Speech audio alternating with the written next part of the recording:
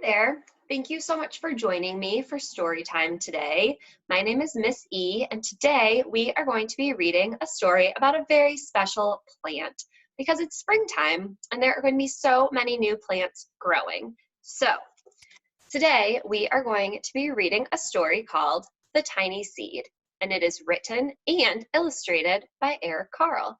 Carle wrote the words and made the pictures in this story.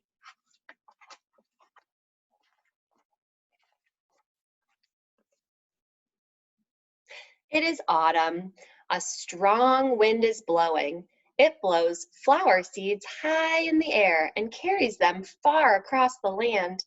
One of the seeds is tiny, smaller than any of the others. Will it be able to keep up with the others? And where are they going? And it says it is autumn. Remember, autumn is fall, just another name for the season. Can you find the tiny seed in this picture? See it? It's so little and tiny, but it's keeping up. Let's see where they're going. One of the seeds flies higher than the others. Up, up it goes. It flies too high, and the sun's hot rays burn it up.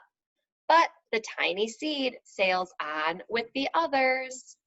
You see, it got too close to the sun. It was too hot, but you see the tiny seed? There it is. They're still going.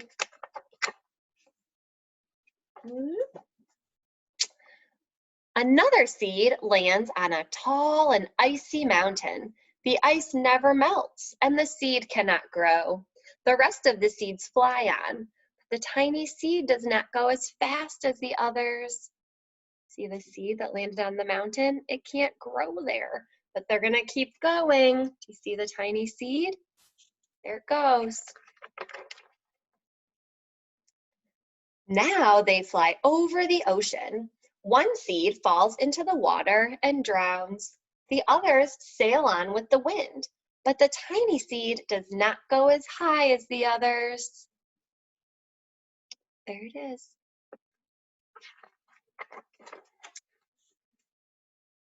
One seed drifts down onto the desert. It is hot and dry, and the seed cannot grow. Now the tiny seed is flying very low, but the wind pushes it on with the others. See it?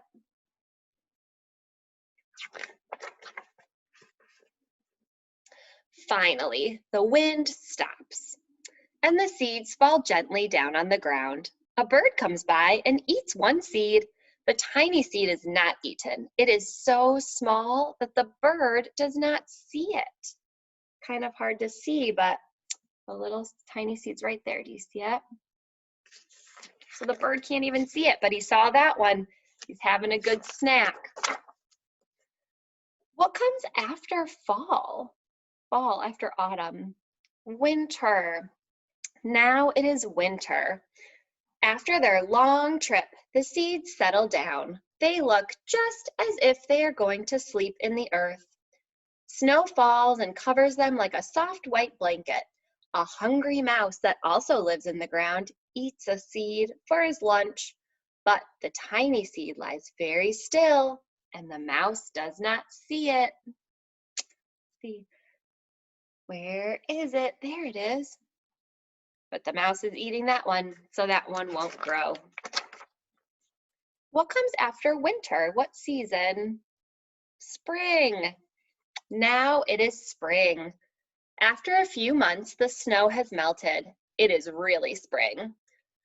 Birds fly by, the sun shines, the rain falls, the seeds grow so round and full, they start to burst open a little. Now they are not seeds anymore, they are plants. First, they send roots down into the earth. Then their little stems and leaves begin to grow up toward the sun and air. There is another plant that grows much faster than the new little plants. It is a big, fat weed. You see it? Uh-oh. Let's see.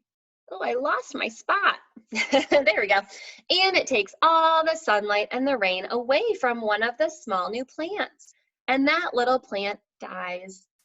The tiny seed hasn't begun to grow yet. It will be too late. Hurry. But finally, it too starts to grow into a plant. So this one, because it was underneath the weed, it wasn't getting the sun and the water it needed. So that one couldn't grow anymore. But do you see the tiny seed? It's growing into a tiny plant. The warm weather also brings the children out to play. They too have been waiting for the sun in springtime. One child doesn't see the plants as he runs along, and oh, he breaks one.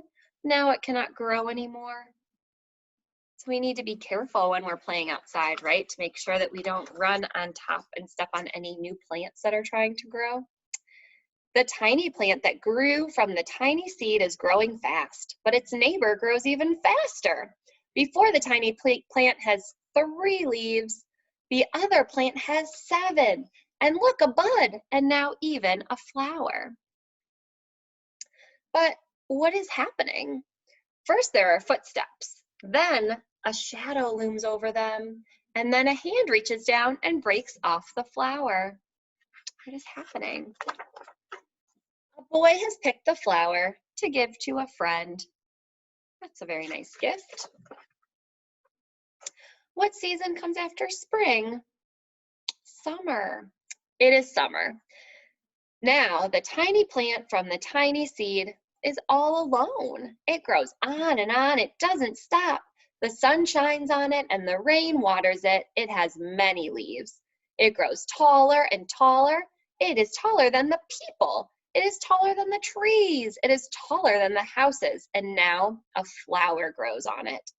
People come from far and near to look at this flower. It is the tallest flower they have ever seen. It is a giant flower. So it started out as a tiny seed in a tiny plant, but is it tiny anymore? Not anymore. Now it is giant.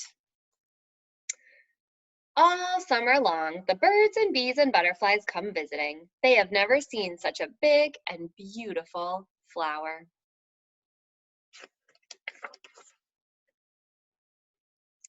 But after summer, now it is autumn again.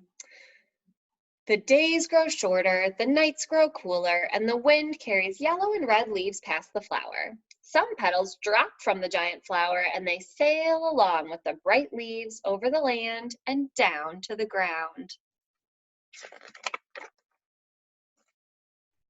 The wind blows harder. The flower has lost almost all of its petals. It sways and bends away from the wind, but the wind grows stronger and shakes the flower. Once more, the wind shakes the flower, and this time the flower's seed pod opens. Out come many tiny seeds that quickly sail far away on the wind. And so what is going to happen? Do you remember at the beginning of the story, all of the seeds in the fall were flying through the wind, right? Let's see. And now the flower's seed pod has opened, right? The flower has seeds inside, and the seed pod is opened, and now it's starting all over again. And now all of these flower seeds will fly through the air and land somewhere, and in the springtime, they will grow new flowers, just like the tiny seed. So, just like we said, Eric Carle wrote the words and he made the pictures. And if you've read other Eric Carle books, maybe The Very Hungry Caterpillar or The Grouchy Ladybug, any of his other stories, you'll notice that a lot of the pictures in the books look similar. He made a lot of the pictures in his books in a very similar way. That means almost the same. And so today I'm going to show you one way to be an artist like Eric Carle. So if you would like to make your own Eric Carle art at home, all you need is paper, paint, scissors, and glue. And the first thing that you are going to do is to paint on pieces of paper. So I knew that I was going to want a lot of blue. And I decided that I was going to make a flower. So I already kind of had an idea in my mind, in my brain, about what I wanted to make. So what I did was I painted a whole piece of paper blue, and you can see I didn't paint perfect lines. I painted, if you can see, I made it very swirly. I kind of painted it however I wanted. You could even use forks or spoons or Play-Doh tools at home to add extra lines in the paint if you want to add a design and different lines and shapes to it. And then I painted on another piece of paper as well. I also knew that the colors that I wanted for my flower were going to be pink and yellow and orange, and I wanted it to have a green stem and leaf. But did I actually paint a flower? No, I painted the whole area of paper, all the same color, and I waited for both of them to dry. So you have to be kind of patient and wait for the paint to dry. And when it was dry and ready, I was able to cut out the shapes that I wanted to use, and I made a flower. And then I'm able to put the flower onto the blue background, and now I have a flower like the flower in the tiny seed by Eric Carle. So if that would be something that you would want to do, that would be awesome. But there are so many other ways too that you can make flowers and different artworks.